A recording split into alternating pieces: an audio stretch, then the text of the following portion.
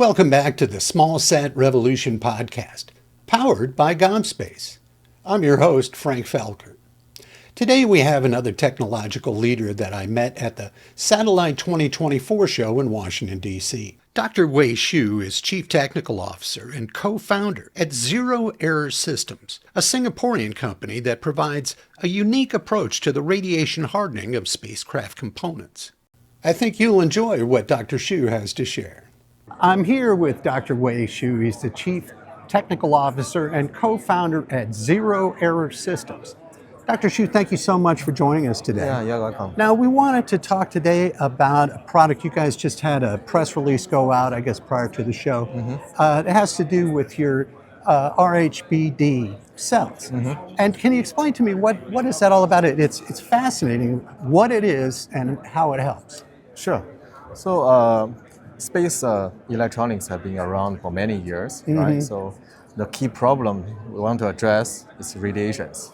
Radiation, sure. In the past, traditionally, people used the method called radiation hardened by process, RHBD. Okay. Oh, I see. So what they do is that they have to tweak the fabrication process and add an implant and masks to make it radiation hardened. So the key shortcoming or disadvantage of this method is that first, it's very expensive.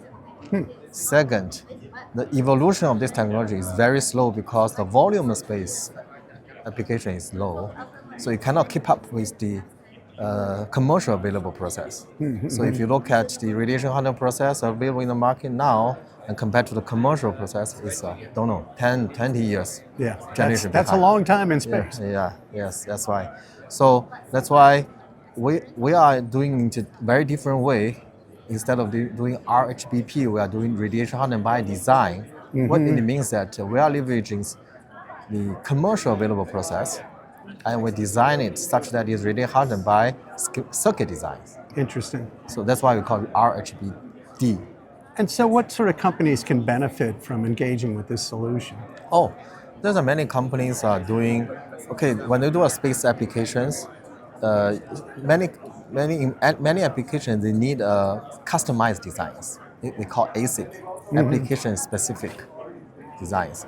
So in order to have this kind of design, you cannot buy a general ICs to fit their applications. They want to have an application specific purpose. That's why they need to redesign it. For example, they can use the ARM processors. Right. ARM is a very popular IP. But they can use ARM processors, but if you use the standard library cells, which is non-radiation hardened, the outcome of this exercise is a non-radiation hardened processes. But if you can use our library cells, which is radiation hardened by design, using the ARM IP's library netlist, synthesize it, you can get a radiation hardened library cell. So essentially, our library cells is like a fundamental building blocks of the chips. So use our library cells. With the commercial IPs, netlist, you can straight away get off-the-shelf chips. Yes. Now, you also, the last time you and I were speaking, talked about the difference in the size of the nanometer. And I thought you had said 19 nanometer, but you said 90 nanometer. Yes. And so could you speak to that and the miniaturization that's taken place? Oh, okay. So, commercial, that's why people want to use RHBD, because they can use the smaller feature size for the technology node, right? So if you look at the some companies in the US, I wouldn't mention the name. They call it RHBD process or RHBP process is 90 nanometer. That's the state of art for space applications. But compared to 3 nanometer commercial process, that's not exactly state of art. So that's why our technology is scalable. And for different fabrication process, right now we are offering 55 nanometer. It's already much better than 90 nanometer. And it's scalable to even smaller feature size, 28, 12.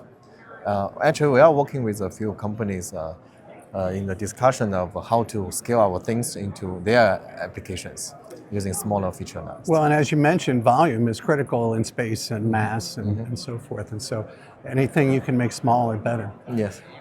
This is a fascinating topic and we could talk about it for a long time, but I would like to just make sure that people know how to find out more. Is there website they can visit, or how can people reach out to you? Yeah, so we have website, we have a LinkedIn. Yeah, so there's email, common email information email to Okay. allow people to. And I'll find all those links and put them in the information associated with the video. What about if they wanted to actually speak to someone? Is there a contact us page on your website? Yes, or what's, we do have it. Great. Well, Doctor, I really appreciate you taking the time to talk to us today, and it's Nice wonderful talking to you. work that you're doing. Thanks again to Dr. Shu, and thank you for joining us.